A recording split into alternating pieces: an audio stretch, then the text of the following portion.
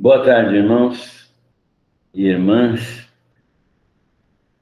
Nós estamos diante da nova oportunidade de estudarmos o livro de Romanos, de podermos aprender mais desse livro tão importante.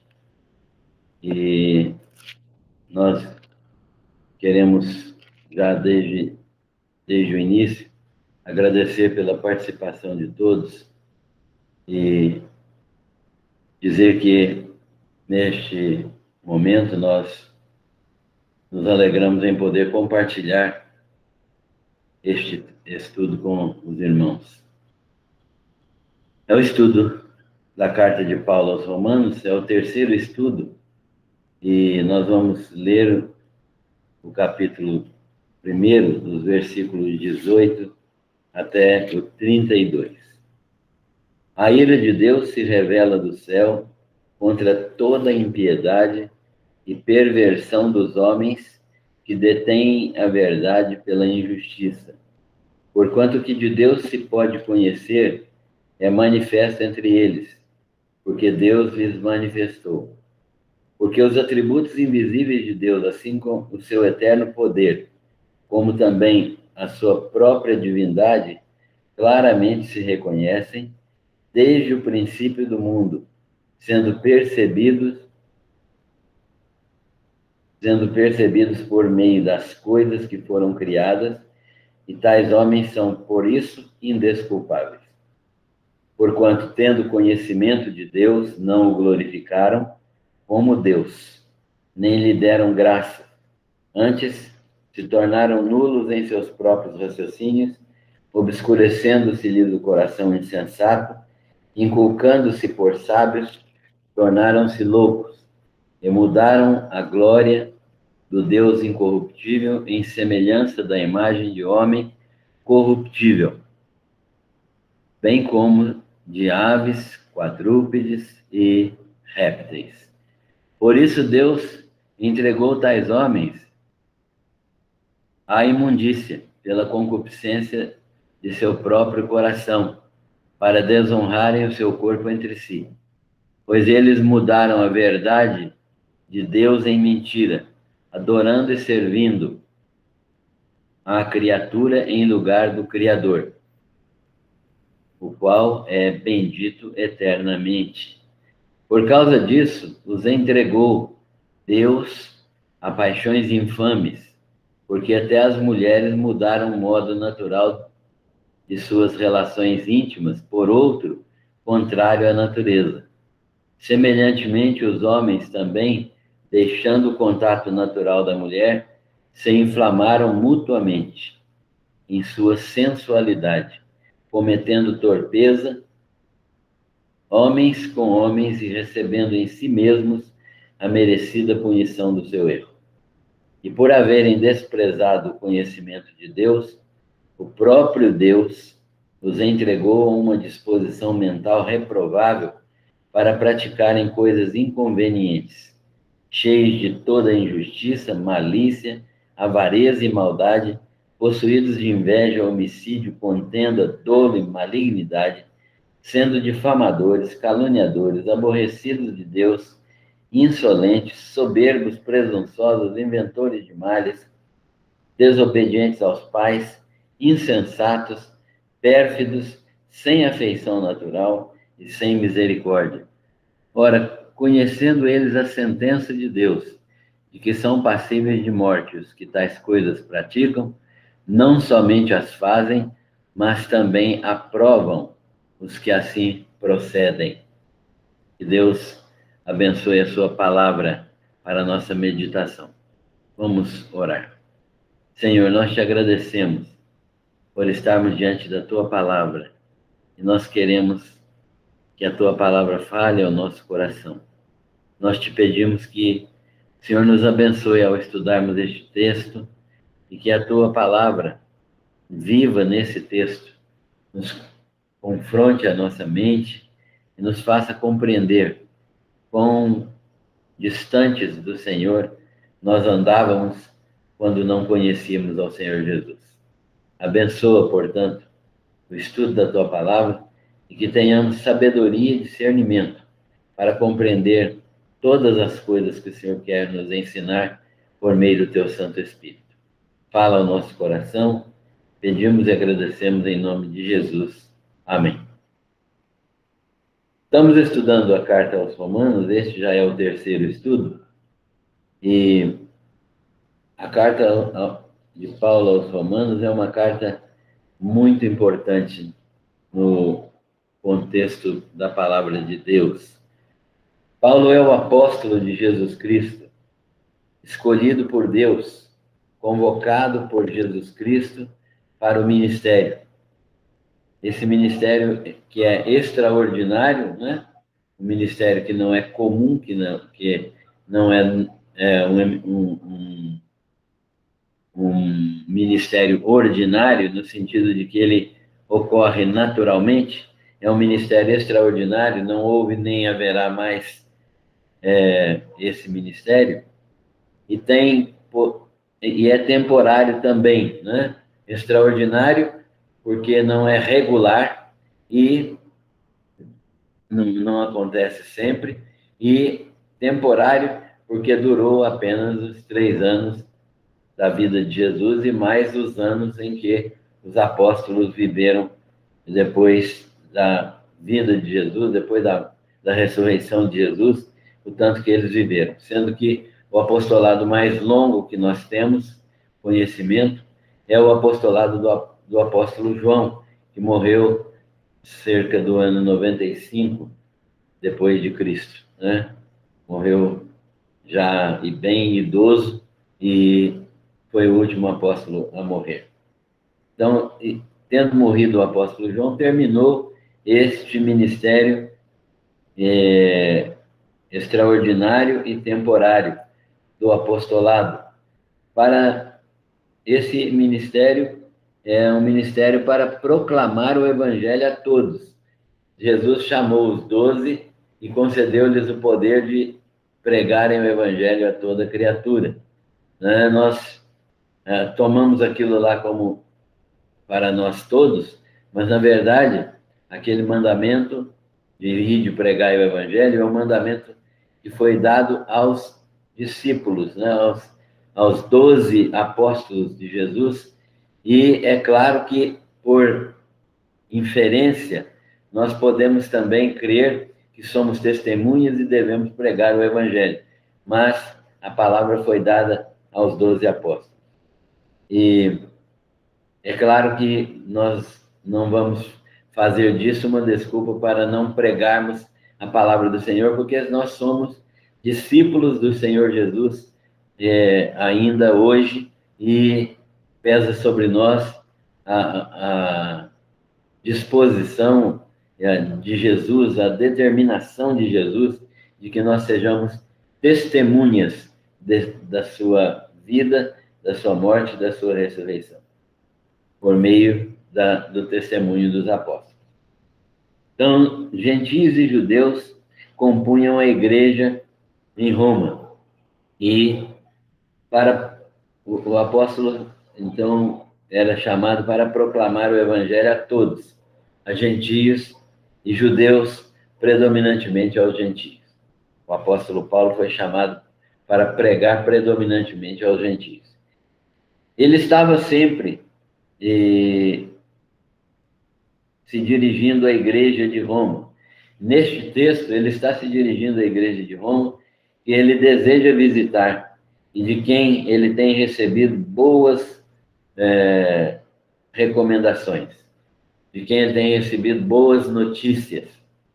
Ele escreveu a carta, provavelmente, de Corinto, durante a terceira visita de Paulo àquela igreja, reparando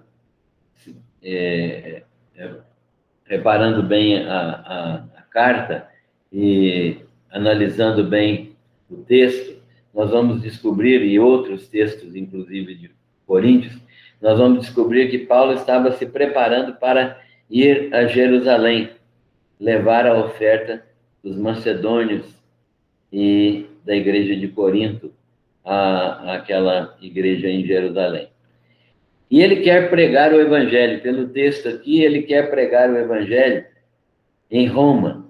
Paulo está dizendo aos romanos aqui, no capítulo 1, que nós já estudamos, que ele quer pregar o evangelho em Roma, porque ele se acha devedor a todos desta missão, desse serviço, que é pregar o evangelho a Roma também. Ele quer ter frutificação, né? Porque sabedoria humana, filosofia, retórica não podem produzir salvação. Paulo tem consciência clara disso, que sabedoria humana, capacidade de pregar, boa pregação, filosofia, conhecimento de línguas, isso não produz salvação. E ele sabe que ele quer pregar o evangelho simples ali em Roma para produzir frutificação na vida dos crentes e para produzir salvação na vida daqueles que ainda não são crentes em Jesus Cristo. Todos os homens, Paulo quer que todos os homens cheguem ao conhecimento de Cristo. Ele quer pregar o evangelho porque todos os homens, por não reconhecerem a Deus, estão debaixo da ira de Deus. Paulo tem clara na sua mente a mensagem de que quem não conhece a Deus está debaixo da sua ira, porque a depravação dos homens é total.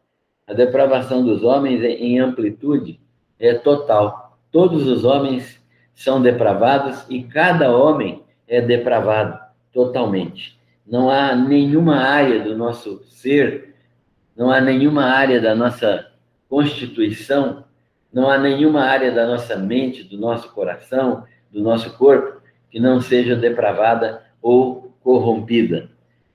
Todos os homens são corrompidos. A depravação é total em amplitude e é universal, ela atinge todos os homens. Não há nenhum homem que escape de ser depravado. Então, Paulo está querendo pregar o evangelho para que esta depravação possa ser desmanchada, desfeita, para que pelo evangelho nós possamos ser novas criaturas. Paulo também quer pregar o evangelho a Roma, porque somente no evangelho, segundo ele diz, está o poder de Deus para a salvação de todo aquele que crê. Então, Paulo tem essa consciência clara de que ele precisa pregar o evangelho em Roma para abençoar aqueles crentes ali. Ele está anunciando também que há idolatria e há depravação em todos os homens. Assim como Paulo anuncia a justificação por meio do evangelho, por meio da fé, ele anuncia também a ira de Deus, que é um estado constante em Deus, de total rejeição do mal, um estado de indisposição de Deus contra tudo aquilo que não concorda com a sua santa vontade, que não anda segundo a sua verdade. Então, Paulo está dizendo que aqueles que não obedecem a Deus estão debaixo da ira de Deus, e que a ira de Deus se revela do céu contra toda a impiedade e perversão dos homens que detêm a verdade pela injustiça, ou seja, que conhecendo a verdade, praticam a injustiça. Então, para Paulo, a ira de Deus não é uma disposição humana, não é aquela raiva que o ser humano tem, né? Não é aquele momento de ira que nós apresentamos em algumas circunstâncias quando nossa vontade não é realizada. Mas a ira de Deus é santa, é celestial, ela é um cerceamento espiritual em relação ao erro.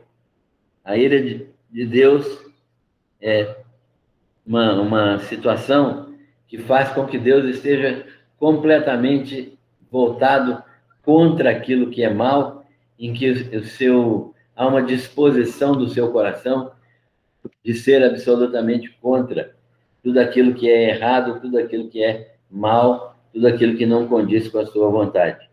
E essa ira é um cerceamento espiritual em relação ao erro. A ira de Deus faz com que ele atue de maneira a cercear o erro. Se Deus não tivesse a sua ira e a sua graça voltados para o ser humano, a própria manifestação da sua vontade seria contrária à vida do homem. Então, as limitações, as falhas e as práticas pecaminosas humanas seriam destruídas imediatamente, né? O homem seria destruído por causa do seu pecado. Esse cerceamento espiritual em relação ao erro é uma ação da ira de Deus. Deus está irado e, por causa disso, ele estabeleceu leis, estabeleceu determinados preceitos e determinadas condutas que o homem pode ter, pode obedecer para escapar da manifestação mortal da ira de Deus. A ira de Deus, portanto, não é uma disposição humana. Ela é santa, ela é celestial, ela é um cerceamento espiritual em relação ao erro, às limitações, às falhas e às práticas pecaminosas humanas. Deus não tolera essas coisas. Então, ele opera um cerceamento espiritual, ele opera uma atitude de antagonismo para com essas atividades da prática humana.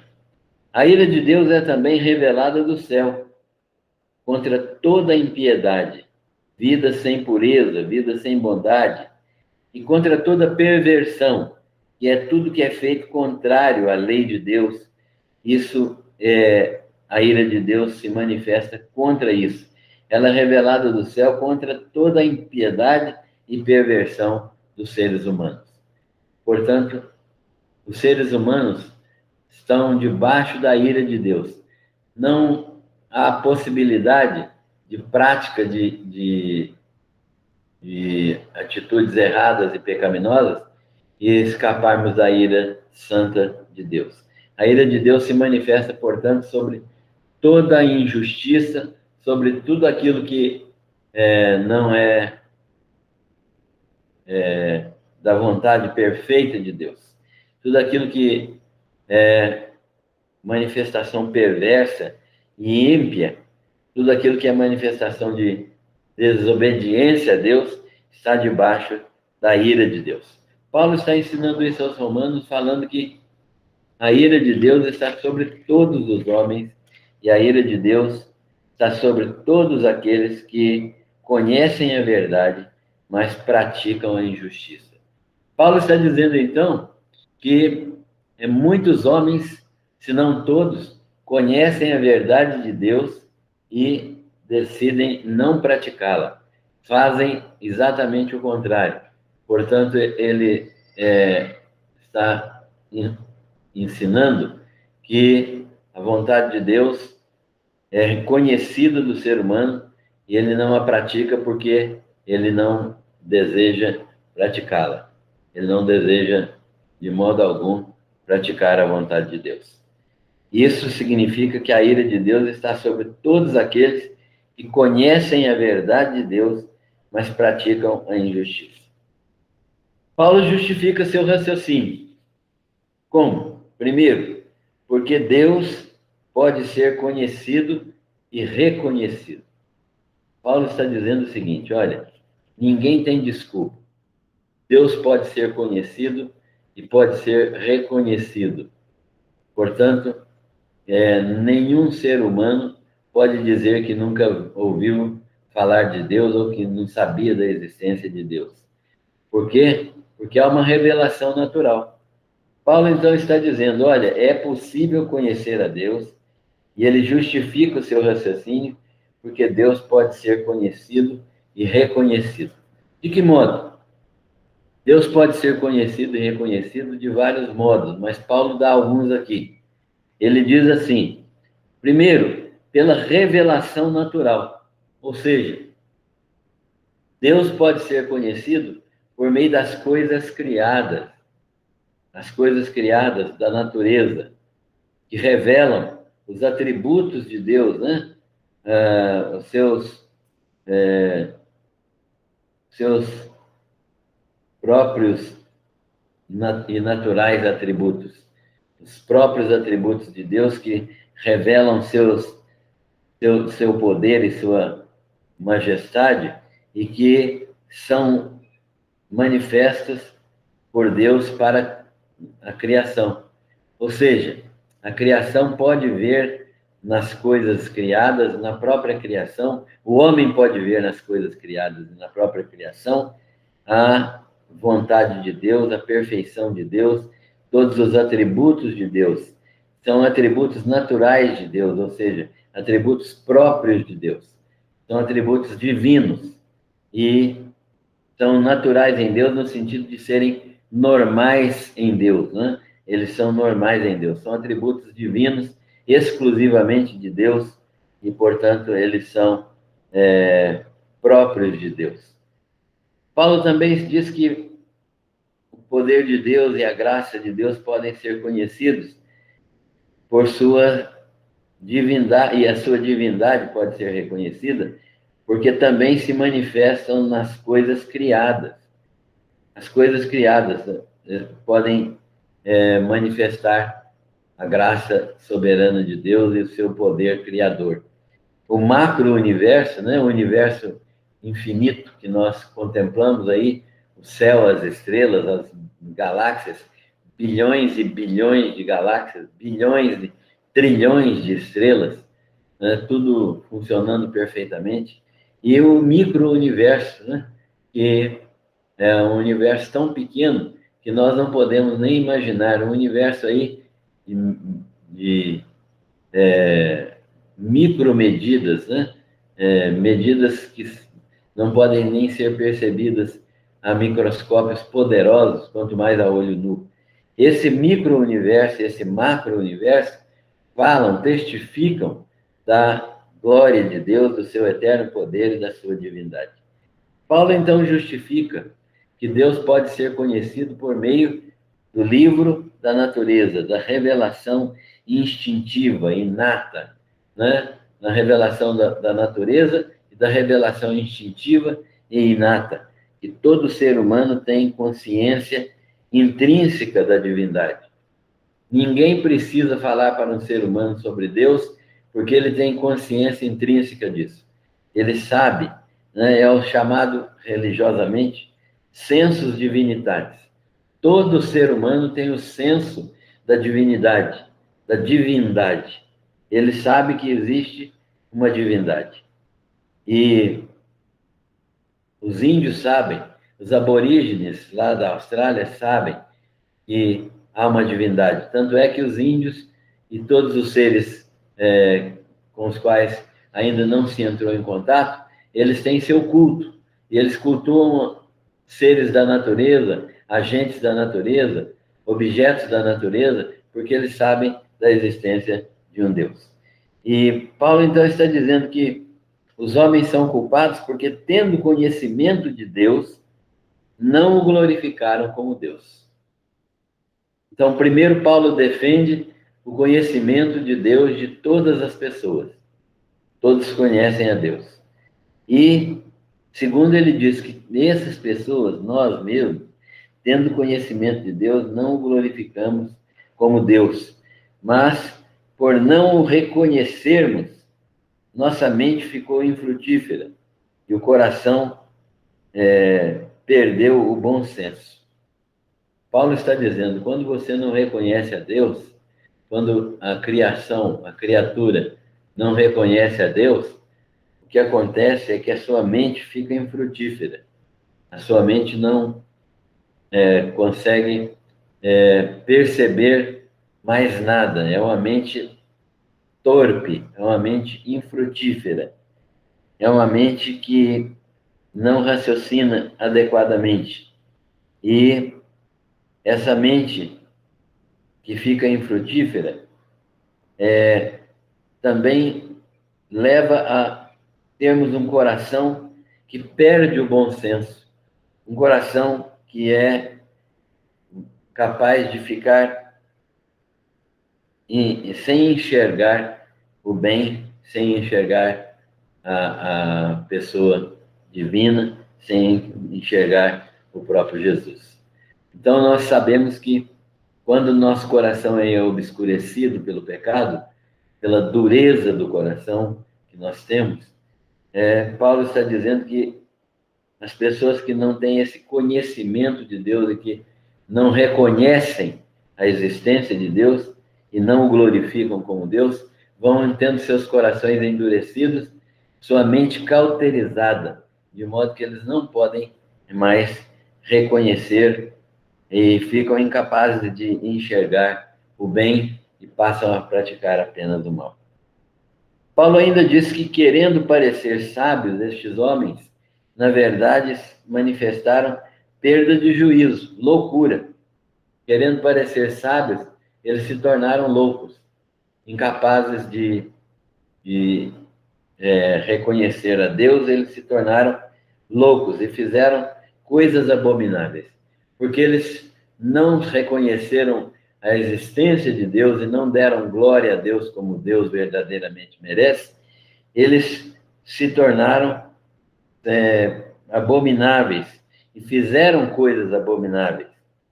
Primeiro, eles mudaram a glória de Deus. Mudaram a glória de Deus, que é imortal, em um Deus incorruptível, em semelhança de imagens feitas a partir do próprio homem mortal. Eles começaram a adorar imagens criadas pelo próprio homem. Então, a idolatria é uma consequência dessa cegueira que os homens têm por não reconhecerem Deus nas coisas criadas. Então, vem a idolatria. E a idolatria é o próprio homem criando os seus próprios deuses a partir de imagens feitas de animais, imagens feitas do próprio homem, imagens feitas de coisas inanimadas, como pássaros, répteis, quadrúpedes, objetos. Né? Então, os homens fazem da sua mente, fazem na sua mente essas imagens e criam essas imagens a partir de objetos, a partir de pássaros, de répteis, de imagens desses animais, e passam a adorar esses animais, corrompendo-se o seu próprio coração. Paulo estabelece agora consequências do não reconhecimento de Deus. O que acontece quando os homens não reconhecem a Deus? Quando os homens não reconhecem a Deus como seu Senhor, quando os homens não reconhecem a Deus como Criador, quando os homens não reconhecem a Deus como sustentador de todas as coisas. Então, há consequências. Essas consequências do não reconhecimento de Deus são as seguintes. Primeira, Deus entrega tais homens, tais seres humanos à imundícia. Deus retira aquela manifestação de graça que ele concede, aquela restrição, né? Aquele tipo de restrição que nós sabemos que existe, né? Que Deus, aquele cerceamento espiritual que existe e impede os homens de cometerem o máximo de loucura que eles poderiam, desse cerceamento espiritual é retirado por Deus, e agora os homens vão poder cometer toda a torpeza que eles quiserem. Porque o cerceamento espiritual é uma ação misericordiosa de Deus de limitar a maldade do homem. Mas, nesse caso aqui, a consciência, as consequências, né, melhor dizendo, do não reconhecimento de Deus é entregar tais homens às suas próprias imundícias. E aquele cerceamento de graça, impedir os homens de fazerem todo o mal que é possível, é retirado. e eles começam a praticar todo tipo de imundícia, e para a imundícia humana não há mais limites. Tudo aquilo que é praticado ainda pode ser praticado de maneira pior. Então não há limite para a imundícia. Por causa da concupiscência do seu coração, dos desejos carnais e sensuais do seu coração, eles desonram o seu próprio corpo entre si. Paulo está dizendo que há uma corrupção na satisfação da concupiscência, na satisfação dos desejos carnais. E porque esses desejos agora não têm mais limites, Deus tirou os limites, eles começam a praticar todo tipo de males que é possível praticar. Então, por causa da concupiscência do seu coração, eles desonram o seu corpo entre si. E honrar o corpo significa praticar com o corpo aquilo para o que esse corpo foi preparado, dentro do propósito original de Deus. Então, desonrar significa praticar tudo aquilo que não foi preparado por Deus, que não foi estabelecido por Deus como prática legítima da vida humana, do propósito original de Deus. Segundo, uma outra consequência do não reconhecimento de Deus é que os homens mudaram a verdade de Deus em mentira. Os homens começaram a praticar a mentira como se fosse a verdade de Deus. Passaram a adorar e servir a criatura em lugar do Criador. Substituíram o Criador pela criatura e entraram no caminho da idolatria. Eles mudaram a verdade de Deus em mentira. Passaram a adorar e servir a criatura em lugar do Criador. Desta maneira, uma outra consequência do não reconhecimento de Deus é que Deus os entregou às paixões infames. A restrição que havia, o cerceamento que havia, foi retirado e agora eles estão entregues às paixões infames, às práticas sexuais mais depravadas que existem. É isso que Paulo está se referindo, às paixões infames, práticas sexuais mais depravadas, de todo modo, de toda a sorte de práticas que nós nem imaginamos, mas que são praticadas por muitas pessoas do mundo.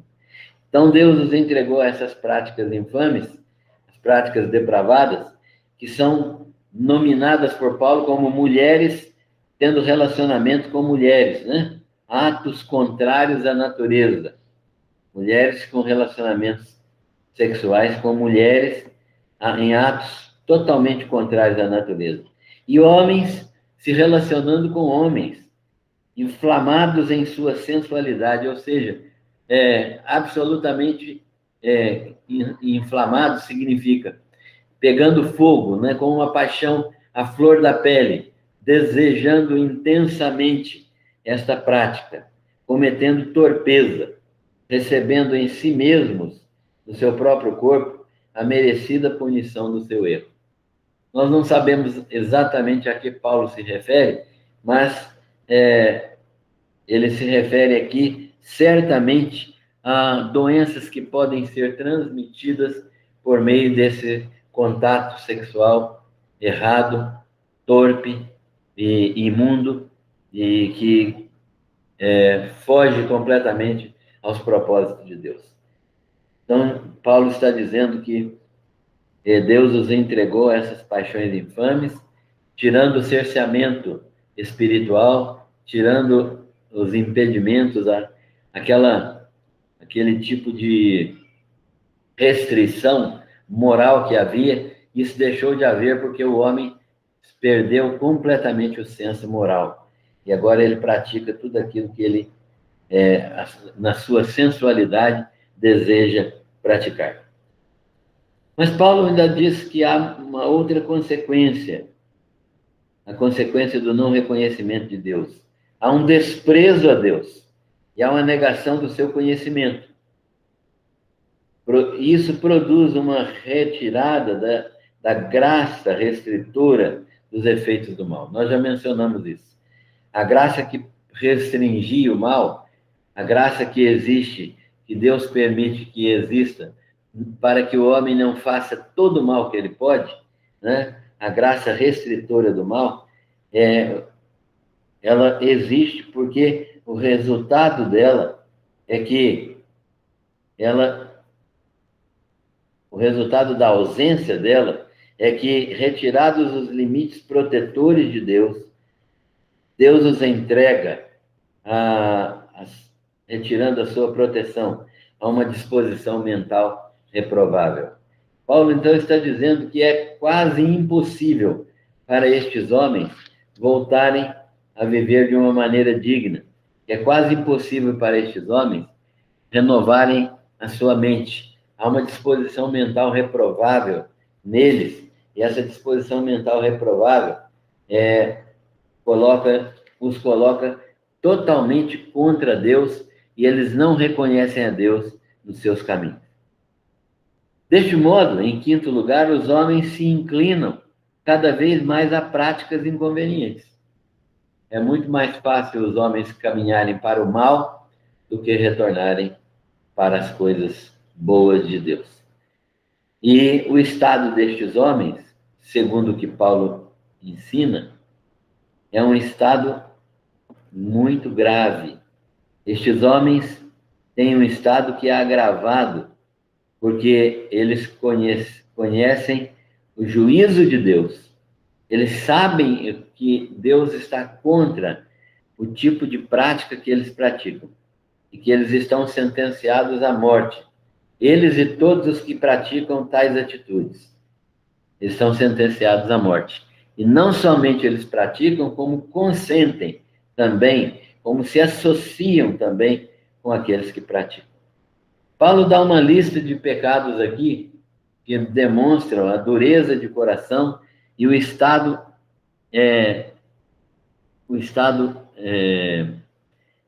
corrupto desses homens, o estado de completa determinação ao pecado, de completo afastamento da misericórdia de Deus.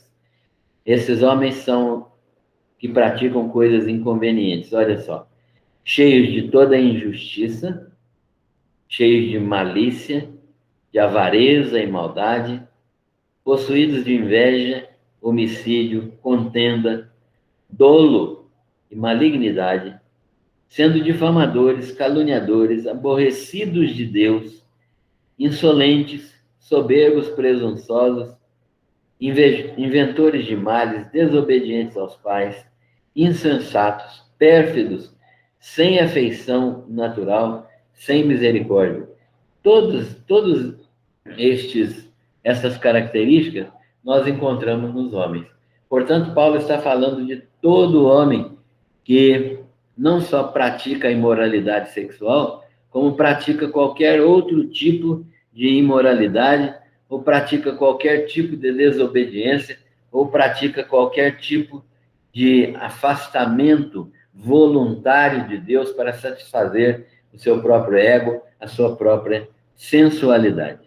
O estado destes homens é agravado porque eles conhecem o juízo de Deus e que são sentenciados à morte. Todos os que praticam tais atitudes, eles não somente praticam tais atitudes, como aprovam, concordam e praticam também, junto com esses homens, as mesmas atitudes. Paulo está, então, ensinando que há uma depravação generalizada e todos os homens estão debaixo da ira de Deus.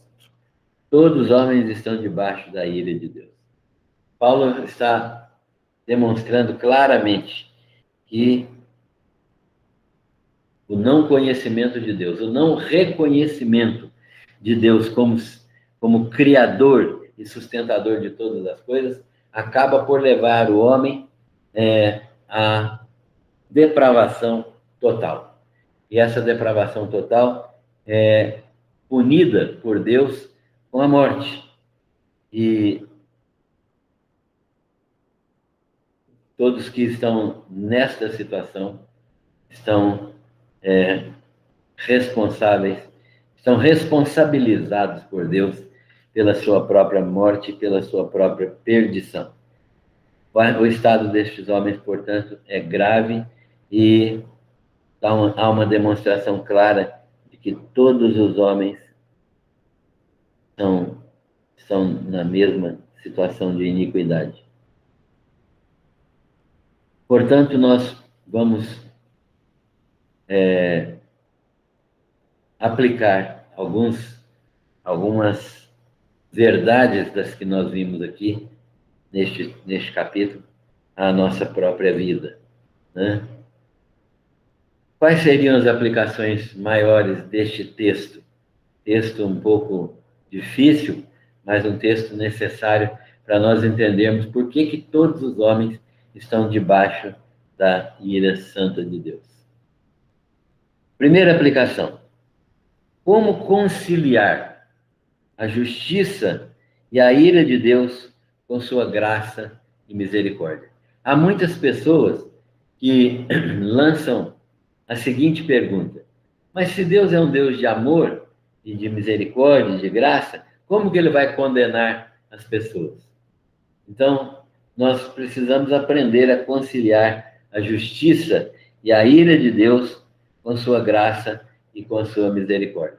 Isso deve ser feito da seguinte maneira: Deus é um Deus que é justo e santo. Sendo justo e sendo santo, ele deseja que suas criaturas andem em obediência à sua determinação, às suas leis. Então, nós estamos encontrando aqui pessoas que deliberadamente não o glorificaram, não o exaltaram, não reconheceram sua divindade nas coisas criadas e, pelo contrário, se tornando obscuros no seu próprio entendimento, se tornando nulos na sua mente, começaram a fabricar os seus próprios deuses, afastando-se cada vez mais de Deus. Se existe algo que aclara a situação do homem, é conhecer Deus e fazer a sua vontade. Aumenta a inteligência do homem quando ele teme a Deus e faz a sua vontade. Mas, ao mesmo tempo, torna o homem obtuso, torna o homem emburrecido. Não adorar a Deus, não reconhecê-lo como Deus, não exaltá-lo como Criador de todas as coisas. E isso leva o homem a praticar a idolatria. A idolatria é que emburrece o homem. Ela leva o homem a estar absolutamente limitado nos seus raciocínios, incapaz de ver as coisas do ponto de vista que Deus deseja e pronto para estar completamente afastado de Deus. Então, como conciliar a justiça e a ira de Deus? A justiça de Deus determina que estes homens que se afastam voluntariamente dele sejam mortos, porque são pecadores, e são pecadores que não se arrependeram, são pecadores que não são capazes de renunciar ao pecado, são pecadores impenitentes, portanto, eles não podem ser salvos, porque eles estão debaixo da ira de Deus. Então, a justiça de Deus é que determina essa ira. Mas a ira de Deus é uma ira santa, é uma ira que se manifesta na vida das pessoas perdidas e que se manifesta de maneira a produzir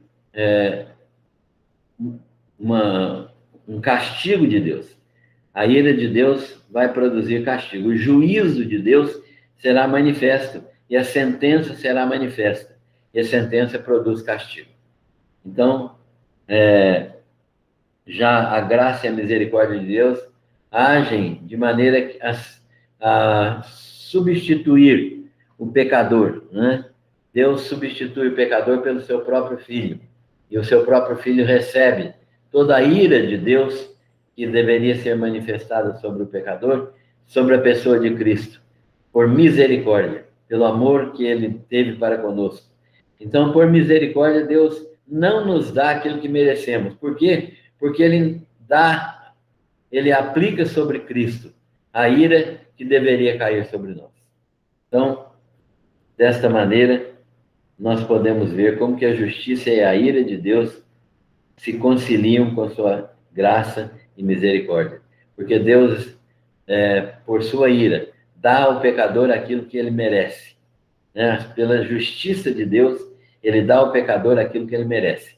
E a ira de Deus é um estado de contrariedade absoluta de Deus contra esse pecador, de modo que ela é satisfeita apenas quando o pecador recebe a punição pelo seu pecado, que é o castigo eterno. Portanto, nós podemos conciliar perfeitamente a justiça e a ira de Deus com sua graça e misericórdia. Segunda aplicação. E nós, graças a Deus, somos alvo da justiça divina por meio da graça e da misericórdia de Cristo. Segunda aplicação. A natureza é o livro das obras de Deus. A Bíblia é a palavra escrita de Deus. Jesus é a palavra viva de Deus. Como nós podemos conhecer a Deus? Nós podemos reconhecer a Deus de forma tripla, por sua revelação. Sua revelação no livro das obras, né? Os céus manifestam a obra de Deus, o firmamento anuncia as obras das suas mãos. Então, por meio de suas obras, por meio da palavra escrita, né? Ela revela o Senhor para nós. Nós estamos estudando agora a palavra escrita, e por meio da revelação própria do Senhor Jesus. Jesus Cristo veio revelando o Pai. Ele é o Verbo que se fez carne e habitou entre nós. Então, a natureza, o livro das obras, é o livro das obras de Deus. A Bíblia é a palavra escrita de Deus. Jesus é a palavra viva de Deus. E por meio dessas três formas de revelação, nós podemos conhecer ao Pai, principalmente Jesus Cristo. Terceiro, a revelação natural de Deus é suficiente para demonstrar a existência de Deus e seu poder criador. Olha só, nós estamos dizendo que a revelação natural, aquilo que a natureza revela de Deus, né? Aquilo que Deus manifesta através da natureza, das coisas criadas, é suficiente para demonstrar a existência de Deus e seu poder criador. Mas não é suficiente para a salvação. Por quê? Porque a salvação é um ato da graça de Deus por meio de Cristo. Mas por causa da nossa natureza pecaminosa, que exige novo nascimento, nós precisamos da revelação de Jesus Cristo. Nós precisamos da salvação que Jesus Cristo oferece. A natureza nos revela Deus, mostra que nós devemos buscá-lo, devemos honrá-lo, devemos adorá-lo como Criador, mas ela não é suficiente para a salvação. É necessário que venha Jesus Cristo morrer no nosso lugar. Por quê? Porque a nossa salvação é uma mudança de natureza, a natureza pecaminosa que é transformada em natureza salva, natureza de filho de Deus. E essa natureza exige um novo nascimento, que só é permitido, só é possível, só é realizável por meio de Jesus Cristo. É por isso que nós precisamos de Jesus Cristo. Quarta, que papel desempenhamos no nosso relacionamento com as pessoas do mundo? Segundo o texto, há pessoas boas no mundo, merecedoras de salvação? Não, não há. Todos pecaram e destituídos estão da glória de Deus. Então, que papel, né, nós desempenhamos no nosso relacionamento com as pessoas do mundo? Segundo o texto, nós encontramos pessoas boas no mundo? Não. Então, nosso papel deve ser de atalaia. Nosso papel deve ser de gente que avisa as pessoas para conhecerem Jesus Cristo, que manifestam o amor de Jesus para que eles possam conhecer Jesus e dar glórias a Deus. né? Nosso papel tem que ser desempenhado no nosso relacionamento, de modo que as pessoas venham ao conhecimento de Cristo. Muitas pessoas com quem nós convivemos só têm a oportunidade de conhecer a Cristo por meio de nós. Por isso nós precisamos ser capazes de falar de Cristo para as pessoas. Quinta aplicação. Qual o fim das pessoas que não reconhecem Deus como Criador e adoram ídolos criados? Qual é o fim dessas pessoas? Os ídolos criados por si mesmos não podem resolver nenhum tipo de problema. Pelo contrário, podem agravar o problema espiritual dessas pessoas. O fim das pessoas que não reconhecem Deus como Criador e adoram ídolos é um fim muito grave. É uma depravação total e, finalmente, condenação à morte.